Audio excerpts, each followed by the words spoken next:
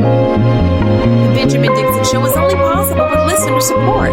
Go to www.thebenjamindixonshow.com to register for our blog and join the Progressive Army. Welcome to the Benjamin Dixon Show. I am your host, Benjamin Dixon. Today is Monday, May 11th, 2020. Thanks so much for joining us. Yesterday was Mother's Day. Happy Mother's Day to all of the mothers out there in the audience and those who fulfill the roles of mothers or whatever the case may be. Happy Mother's Day to my mother, but most importantly, happy birthday to my mother. Her birthday is today, the 11th. That's the reason I could say the date. Normally I stammer through the date and I have to go back and check it, but I know this date very well. So mommy, love you. That's about as good as the episode is going to get. Everything from here is pretty downhill, because the news is so crappy.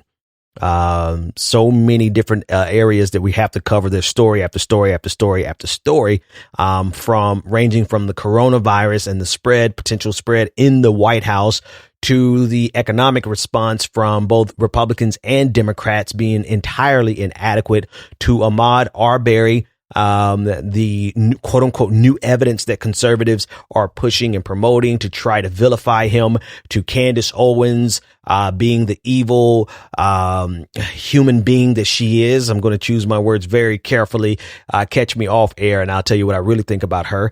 And now to the black conservative response to Candace Owens, which has been a breath of fresh air in my opinion. And that's not even half of the show. So let's jump right in. Take a listen to this clip of what's going down in the White House. At least 2 West Wing staffers have tested positive for the virus, including the Vice President's press secretary, Katie Miller, whose husband is Stephen Miller, one of President Trump's closest advisors. 3 members of the coronavirus task force are taking new protective measures, since Miller is also in charge of communications for the group and was often in close contact. Dr. Anthony Fauci, CDC Director Dr. Robert Redfield, and FDA Commissioner Stephen Hahn have gone into quarantine. But neither the president nor the vice president are self-isolating. The White House says the leaders are considered essential workers and are both being tested daily. All right. So I'm sorry. I'm laughing at the idea that they are essential workers. The president of the United States is no more essential than the police who are out in the streets gunning down people and slamming people to the ground in black communities. But I digress. We would be better off if Donald Trump isolated himself and just allowed the bureaucracy to run itself. That's part of the problem. But I honestly, hey, listen, the writing has been on the wall for some time. The recklessness with which they have carried themselves, the Trump administration, and the reckless ideas that they are putting into the general population, right? It is only fitting, and I don't apologize, considering the amount of damage that Donald Trump has done to this country, specifically in terms of the coronavirus. We're over 80,000 people who have died from the coronavirus in about 6 weeks and about 7 weeks. It's only fitting that he gets this. The amount of people who are, listen, the same thing is true about the governors across this country. I'm thinking of Governor Kemp specifically here in Georgia. The amount of people who are catching the virus because of their poor leadership, or rather, let me say this again, because of their intentional decision to put capitalism in front of the well-being of consumers.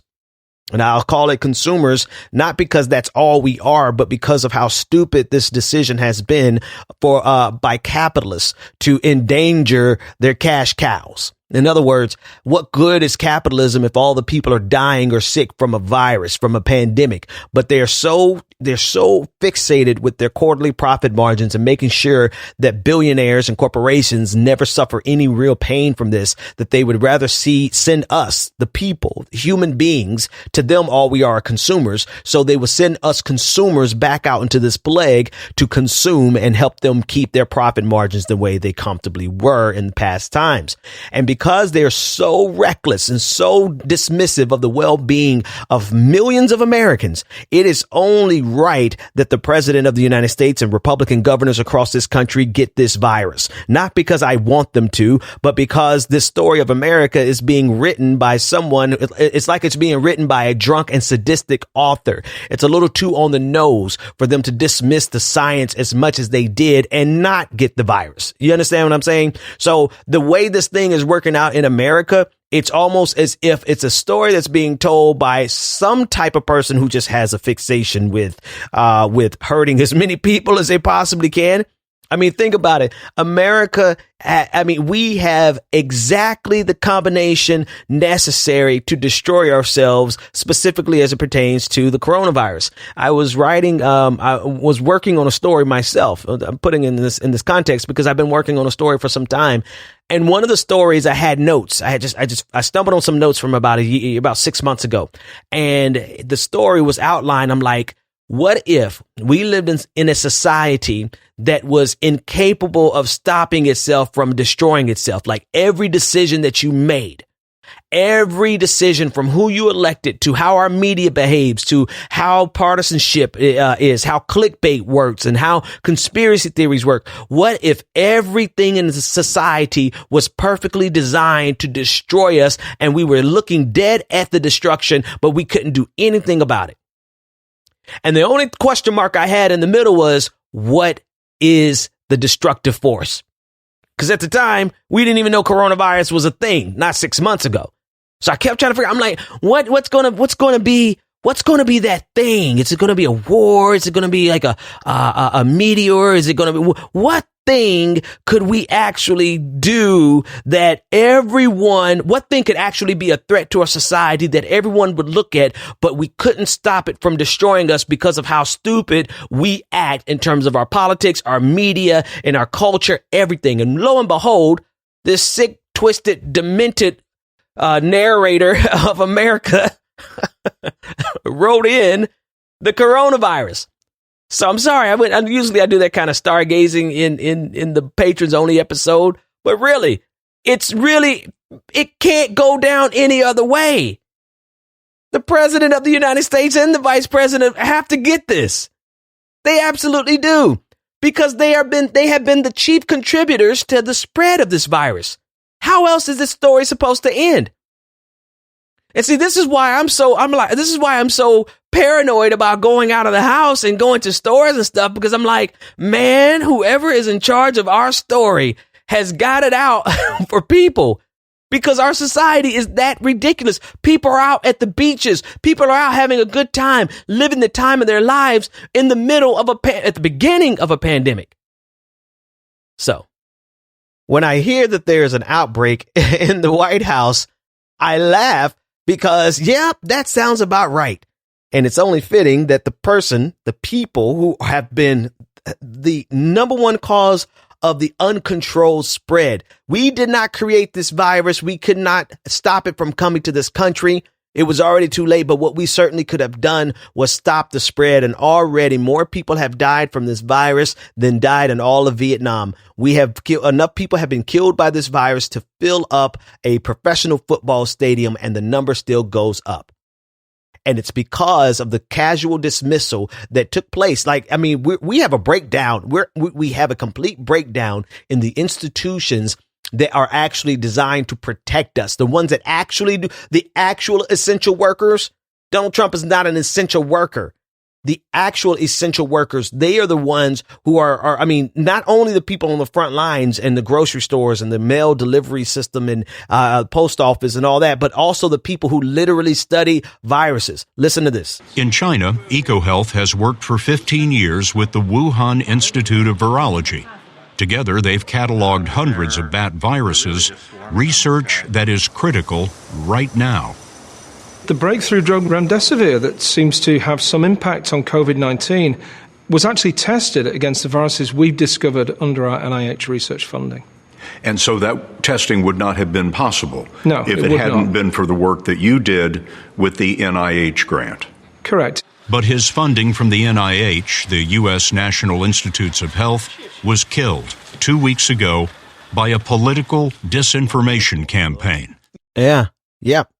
So the actual people who had gotten some headway on the virus that we're dealing with right now, as well as the people who had the foresight 17 years ago to try to help us be prepared for this now. I cut that portion of the clip out. But they, at the beginning of that clip, of the original clip, they talked about the exact virus, the exact concept. And they were predicting this 17 years in advance. The kind of people who have the foresight to actually protect us, their funding was cut. And guess who it was cut by? It was cut by Donald Trump directly. He went through all the bureaucracy, skipped all the protocols to do something like this and made sure that their funding was cut. Why did he go through all that? Because of a segment he saw on Fox News. Listen. Here's something remarkable and upsetting. Congressman Matt Gaetz represents... On April 14th, Florida Republican Congressman Matt Gaetz claimed China's Wuhan Institute had, quote, birthed a monster. Gaetz is a vigorous defender of the president. He's been under investigation by the House Ethics Committee for allegedly threatening a witness against Mr. Trump. And he led a protest to delay impeachment testimony. The NIH gives this $3.7 million grant to the Wuhan Institute of Virology. They then advertise that they need coronavirus researchers. Following that, coronavirus erupts in Wuhan. There never was a $3.7 million U.S. grant to the Wuhan lab. Now, this point is important. There wasn't a $3.7 million grant to Wuhan, but there was a grant to the scientists, an American-based scientist who was working in collaboration with the Wuhan lab. And because of the propaganda campaign, perfectly designed to destroy us, mind you, the funding to that scientist's team was completely cut. Keep listening. But the falsehood spread like a virus in the White House and without verification in the briefing room. There's also another report that the NIH under the Obama administration in 2015 gave that lab $3.7 million in a grant. Why would the U.S. give a grant like that to China? The Obama administration gave them a grant of $3.7 million. I've been hearing about that. And we've instructed that if any grants are going to that area, we're looking at it literally about an hour ago and also early in the morning. We will end that grant very quickly. That grant was to Peter Daszak's U.S.-based EcoHealth Alliance for disease prevention it does throughout the world. His work was considered so important that last year the grant was reauthorized and increased by the Trump administration. You can't write this. I mean, so all of that, you can't really write a story worse than what we're really living through. Okay. And because of the level of stupidity, intentional stupidity, hyperpartisanship, just conspiracy theories.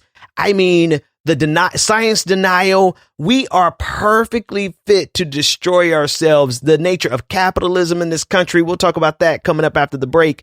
I mean, there's just so many factors that go to, I mean, even like you got people who are making money and getting their platforms like Candace Owens just blasting off into the stratosphere because, you know, we can't stop her from spreading her disinformation to millions of people on Twitter, right? They suspended her account, and then because she was spreading misinformation, and then because of how our society works, she got her account back, and then she's going even harder. So now she's going to literally cause people to die from this. I mean, every single component and facet of this nation of America is perfectly designed to cause itself to implode as a result of the coronavirus. And it's almost like we're looking at a train wreck and there's nothing that we can do about it. And because of all of that, the president of the United States getting the coronavirus seems like the only fitting plot twist. Like, it wouldn't even be a plot twist. It's like, yeah, I saw that coming. The vice president, I saw it coming because of how sadistic this entire timeline really is. Okay, whatever. Let's have a patron party. Go to www.patreon.com/the BPD show and support the Benjamin Dixon Show. And here we go.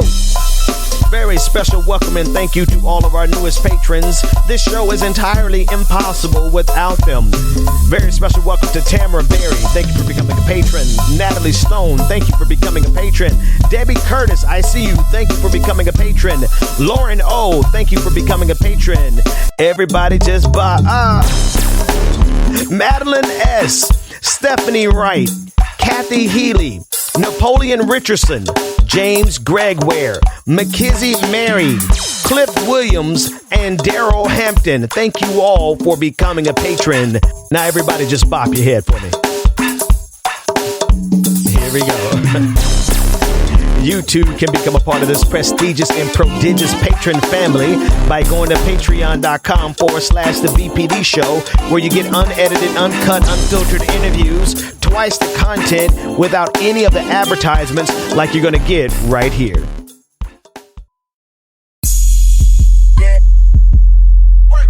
Welcome back to the Benjamin Dixon Show. Visit us online at www.thebenjamindixonshow.com.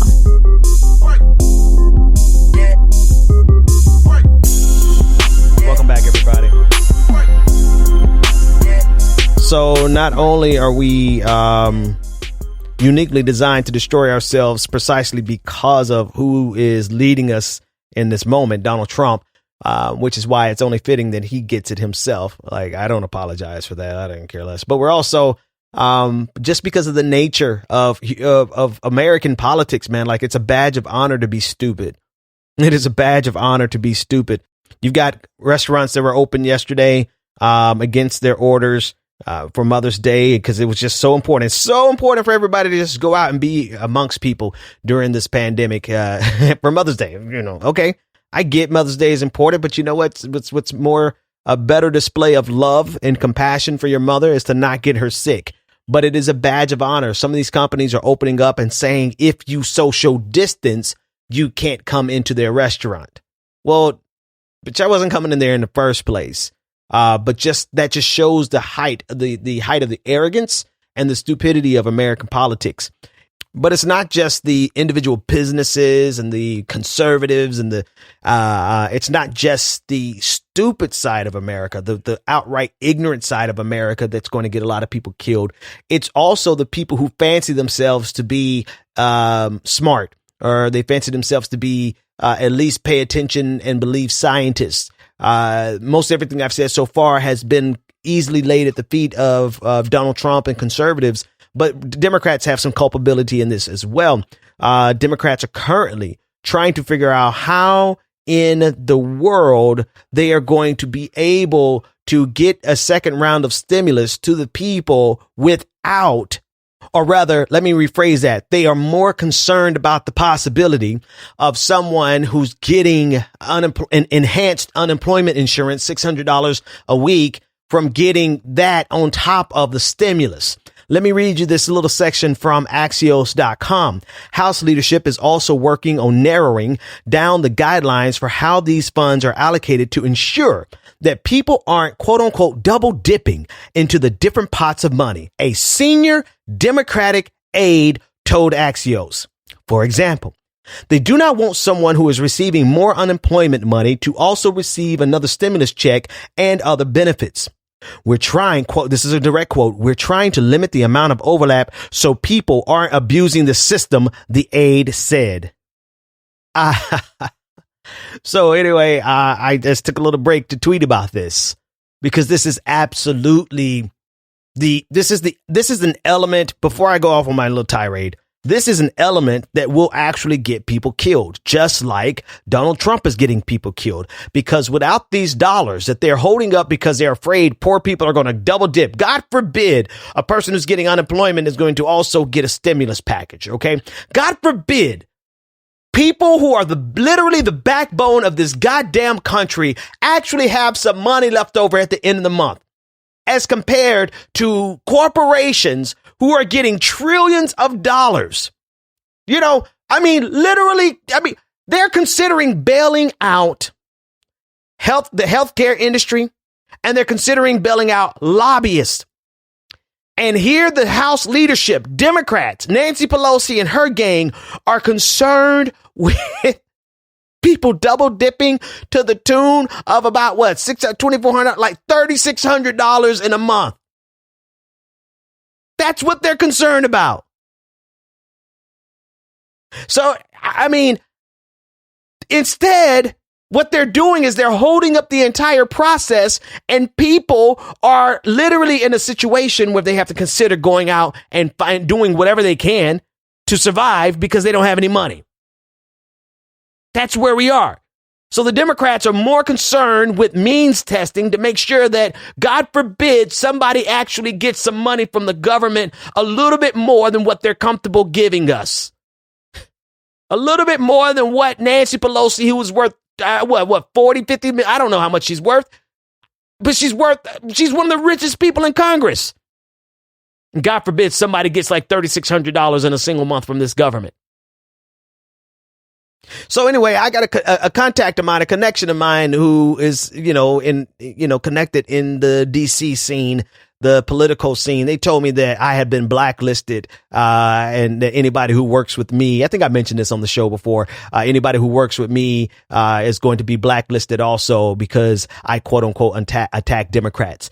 How the hell am I supposed to see the type of bullshit coming from the Democratic Party and not call them out? I'm not good at that game. I'm sorry.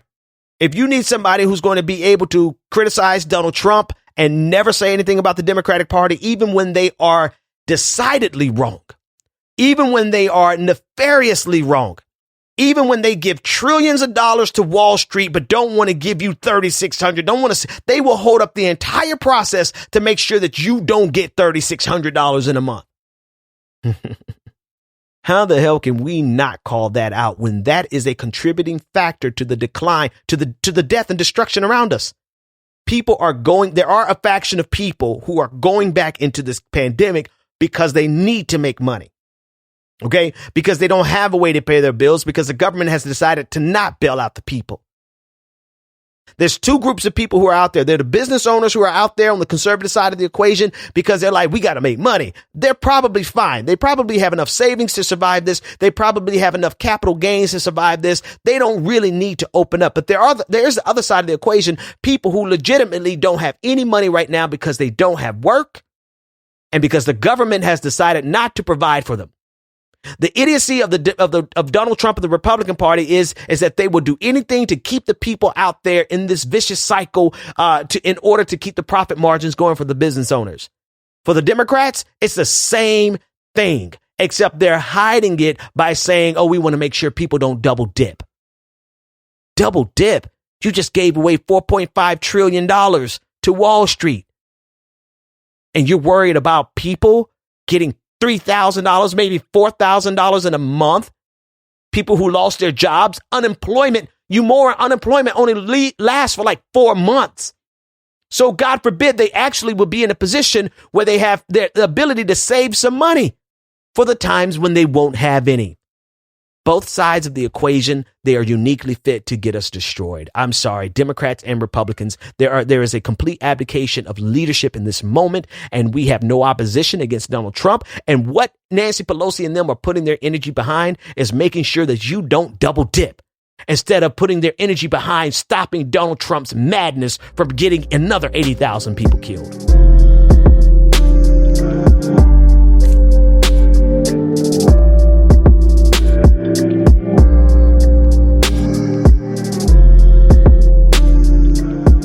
So black conservatives have called out Candace Owens over Ahmad Arbery. Candace Owens is the thirstiest white supremacist.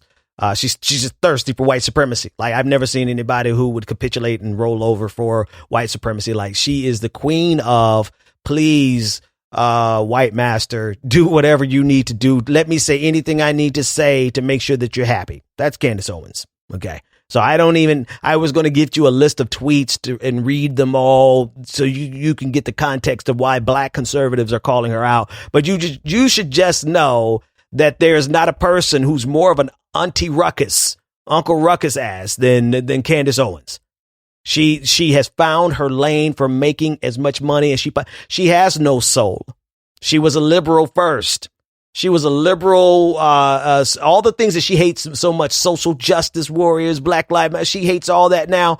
That's who she was first. And she realized that there was no money there because she wasn't particularly talented enough to stand out in progressive circles. And so she went to the conservative realm and she found a place where, oh, here's a black woman who'll say all the racist shit that we want to say, but we can't. That's Candace Owens. So anyway, black conservatives have had it up to here with her, which is kind of funny in and of itself, but I'll leave that criticism of them alone for now, because it's just worthwhile seeing this. This is what they did in an open statement that they are circulating right now. This is what they said. The title is Black Conservative Statement on Candace Owens' Tweets. She said, the statement says, rather, we, the undersigned black conservative leaders, unequivocally condemn the hate-filled and destructive words tweeted and spoken by Candace Owens. In the freest country on the face of the earth, no black man deserves to be gunned down like a dog in the streets. Blackness is not a weapon. Blackness is not a threat. The words spoken by Candace are not reflective of the black conservative movement and should be universally condemned by the broader conservative movement and all who support freedom and liberty. Okay. Her words provided shield and cover for these type of incidents to continue. That's absolutely the truth. That is not the role of a black conservative. Our hearts go out to Ahmad Arbery's family, and we continue to lift them in prayer. Black men and women have a right to live freely in this country. We all have a responsibility to protect that right. We have a responsibility to condemn her hate-filled and inaccurate tweets and statements. Okay. Now listen, I'm not gonna clown them here, because I agree with the statement. I agree with the sentiment. There is a black conservative movement. I don't agree with the black conservative movement, because honestly, until we are liberated from capitalism, there is no freedom. Okay. And we're seeing that right now, but that's an entirely different conversation for another day. And I might actually have some conservatives to come on and talk about about this. In terms of Candace Owens, because she is a particular breed of black conservative who is opportunistic and willing to sell her soul for any dime, any dollar, and really a self-hating, self-loathing individual. And she is very dangerous. She's contributing to the demise. I mean, she's pushing this idea that less than 10,000 people have died from coronavirus, when black people are particularly susceptible to dying from the coronavirus. She's pushing it as if the coronavirus itself is a conspiracy theory, which is going to get more black people killed, disproportionately so, on top of all the other people who are going to get killed. So she's a very dangerous voice that conservatives created. Like this is a monster of their own creation. They should have seen this from the beginning. But I digress. The point is that they're making their statement now. And I agree with a lot of the statement, except for all this freedom and liberty stuff, because until everyone is free, none of us are free. We'll make it up. You put us together. We'll make it up. You put us together. We'll make it up. You put us together. Which brings me to the last part for the public show. There's video of Ahmad Arbery not running. Some video of him running, and there's some video of him not running, because God forbid you take a rest in your jog. And there's video of him going into some not abandoned houses that were under construction, or one single house that was under construction. He stopped by a construction zone and just took a look around and then went about his business. This is the video that the people are now pulling out and saying, see, look, he was the burglar, a burglar, which justifies everything that these three men did to him. And I can tell you that I no longer have any regard for showing people how they are being disingenuous, because the disingenuousness is on purpose. It's all for a political agenda. They cannot allow there to be a single instance where they have, like a clear-cut case of white people killing black people because they think black people are criminal. Even though we have case after case after case, like we have a long history of it, even though there are more occasions in this country where white people have killed black people because of racism, merely because of racism. I mean, look at our history. But I have no desire to show the disingenuousness because it is on purpose. All I'm going to say is that they are going to be hell of surprised when black people start shooting back, because we don't have time to explain to people who have no intention of understanding, not when our lives depend on it. So if you want to keep playing this disingenuous game of, oh, well, he wasn't really innocent, and so everything that they did to him, even though they had no knowledge of him, they have no way of connecting him to any of the burglaries. The only thing they had was the fact that he was a black man in the wrong neighborhood. But they know this.